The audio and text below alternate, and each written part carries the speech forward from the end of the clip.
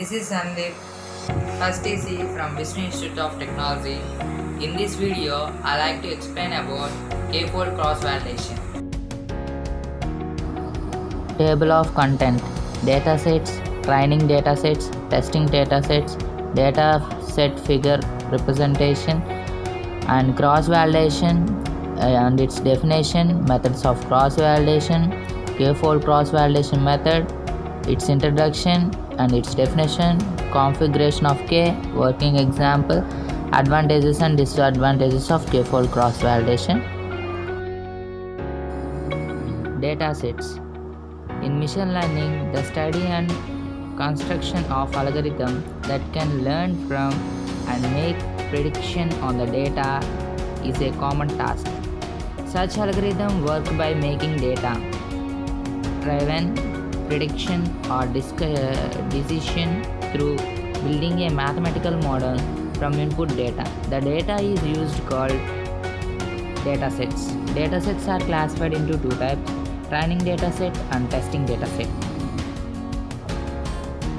In this dataset, the first one is training dataset. Training dataset in which we know the solution, or in other words, we can say we know the input and output data.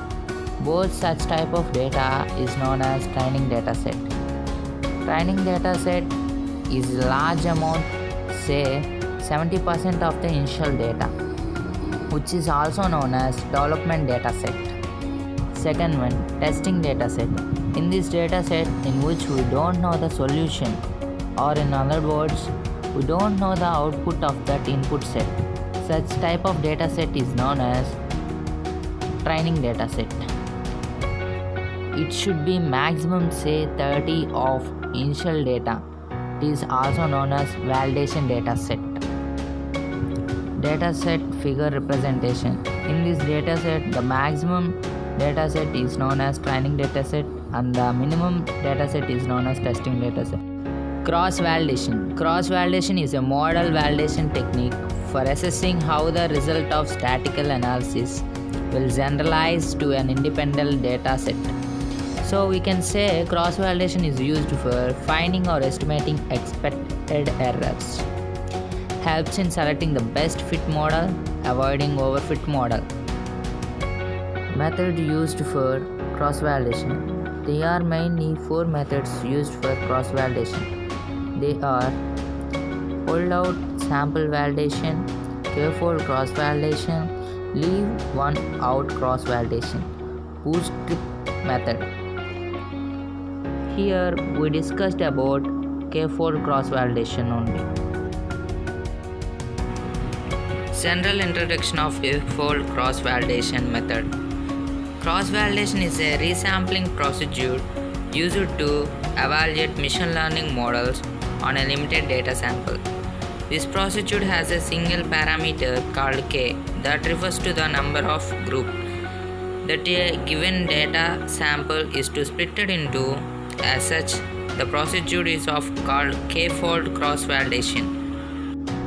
For suppose a situation in which we have a short data set, say 500 datasets. Now we split the data into 30:70% as holdout method says. Hence we only get 150 records, which is too low. To increase it, we make it 50-50% ratio. Now if we make 50-50% ratio, then the training data will come too low.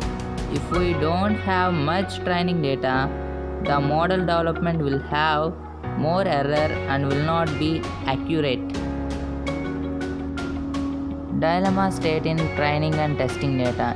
In this dataset, more training data, more accurate model will be developed.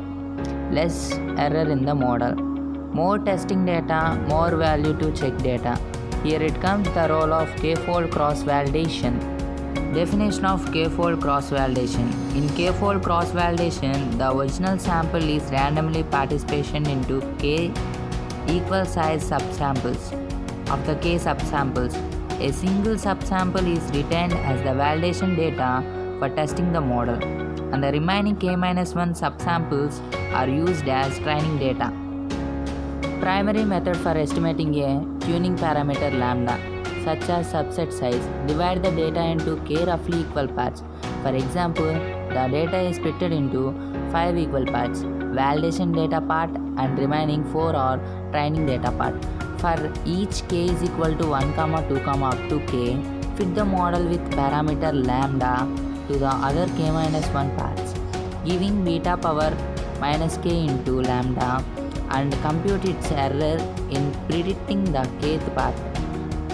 This gives the cross validation error. CV into lambda is equal to 1k cross k. K is equal to 1. Ek into lambda. Do this for many values of k and choose the value of lambda. That makes CV into lambda smallest. Typically, we use k is equal to 5 or 10. K-fold cross validation, and it is useful for small data. Let me show you why do you need it. So let's understand a situation where you have just 500 data points and making 70-30 split gives you just 150 record for validation, which you feel it's too low. So you want to increase the size of validation. So what you can do, probably you can take a larger percentage of for validation. But if you do that, your development data size becomes smaller, which means the model is not getting enough data to capture the trend, capture the pattern. So if you look at, there is a trade-off. If you are increasing validation data size, your development data has become smaller. Is there a way by which you can increase both validation data as well as development data? And the answer is yes. That method is called k-fold cross validation. Let me explain you what it is. So I am explaining you 5-fold validation as an example of k-fold validation. What you do here, you take the data and you make 5 random split. Call it group 1, group 2, group 3, group 4, group 5. Now use any 4 of them, let's say 2, 3, 4, 5, to develop the model and validate on part 1. If you look at here, you did some of the things like the split is random and the split is approximately equal size. You use 4 parts to develop model and 1 part for validation.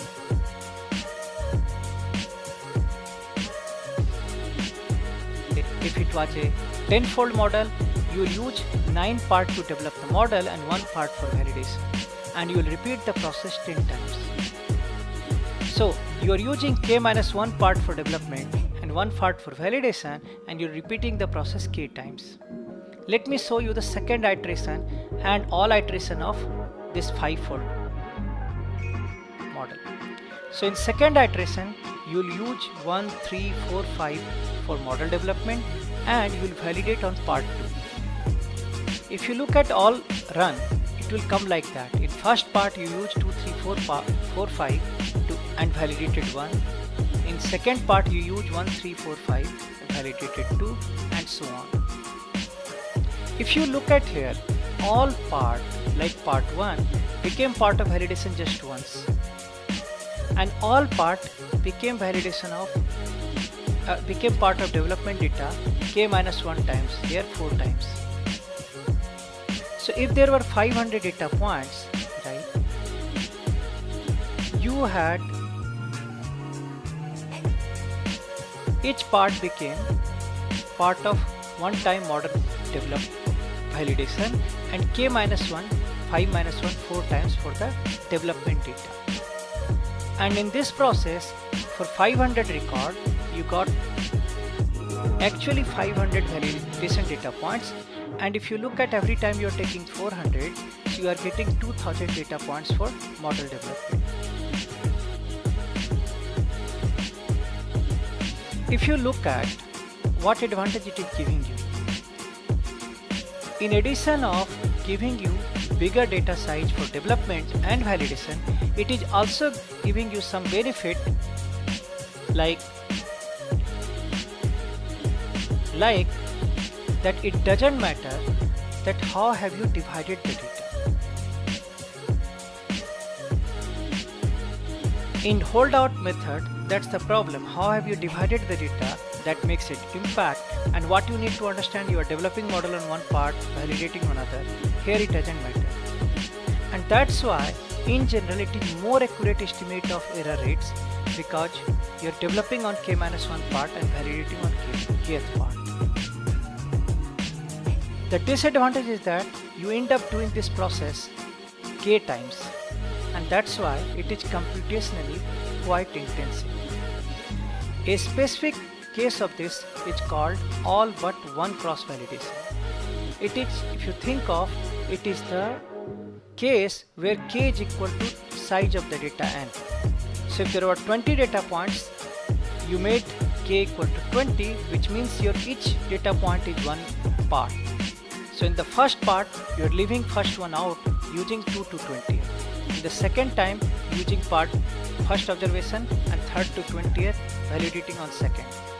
Method representative. The value of k is chosen such that each train and test group of the data samples is large enough to be statically representative of the boundary data set. So this is about representative. Now second one, k is equal to 10. The value for k is fixed to 10, a value that has been found through experimentation to generally result in a model skill estimate with low bias, a modest variance. So by using the k is equal to 10, we can get the low bias and the modest variance. Now third one, k is equal to n. The value for k is fixed to n, where n is the size of the dataset to give each test sample an opportunity to be used in holdout dataset. So this approach is also called as leave one out cross validation. In this, the n is the size of the dataset. Each test sample an opportunity to be used in holdout dataset. Previously, my friend explained the k-fold cross validation. Now I'm gonna explain about the configuration of the k. The main points for the configuration of k, I made a slide. You can see on the screen. In this slide, I make the only main points for the configuration of k. That how can you choose the value of the k? The value of the k must be chosen carefully for your dataset. A poorly chosen value for k may result in a misrepresented idea of the skill of a model, such as score with high variance or high bias. A score with high variance that may change a lot based on the data used to fit model. The score with high bias, such as an overestimate of the skill of a model. So for that, there are three common tactics for choosing a value for k. Now the three common tactics for choosing the value for k are as follows: representative, k is equal to 10, and k is equal to n. Now I am going to tell about the first method, representative. The value of k is chosen such that Worked example. The first step is to pick a value for k in order to determine the number of folds used to split the data. Here we will use a value of k is equal to 3. That means we will shuffle the data and then split the data into 3 groups. Because we have 3 observations, each group will have an equal number of 2 observations, 0.1, 0.2, 0.3, 0.4, 0.5, 0.6. Model 1, train on fold 1 plus fold 2, test on fold 3. Model 2, train on fold 2 plus fold 3, test on fold 1. Model 3, train on fold 1 plus fold 3, test on fold 2. The model are then discarded after they are evaluated as they have served their purpose. The skills scored are collected for each model and summarized for use. Fold 1 0.5, 0.2, fold 2 0.1, 0.3, fold 3 0.4, 0.6. We can then make use of the sample such as to evaluate the skill of a machine learning algorithm. 3 models are trained and evaluate with each other fold. Give you a chance to be the held of the test set. I use this slide, one for advantages and another for disadvantages. Now in the first slide, I am going to talk about the advantages of k-fold cross validation method. The biggest advantage in this method is it will have big data, so it will be more accurate as compared to other methods. So you can see when we have big data for a model development, as in the holdout method, we have only finite data sets. Now in case of k-fold cross validation method, we will 500 into 5, 2500 data sets in the k-fold cross validation method. Like that, in the big data for validation, in the case of fold out method, we have only 150 data sets. Now in case of k-fold cross validation method, we have 400 data sets for validation. So hence we have big data, so it will be more accurate as compared to other methods. These are the advantages of k-fold cross validation method. Now we can talk about the disadvantages of k-fold cross validation method. Only the disadvantage that the k-fold cross validation method has is its calculation. As we repeat the model k times, hence it requires more heavy calculation. In fact, it requires k times more calculation as compared to whole lot cross validation method. Hence it is k times slower. Now another point, the k-fold doesn't really work well with sequential data, a time series of some kind. If you use it, you would be predicting past values with a future value training, which is not a good way to go about things. If you just trust the k-fold, finally aggregate score for your model. Imagine r squared of 0.95, you will miss a lot of information about your model's performance. These are the advantages and disadvantages of k-fold. There could be many more, but these are main ones I have encountered. The next topic will be continued by my friend.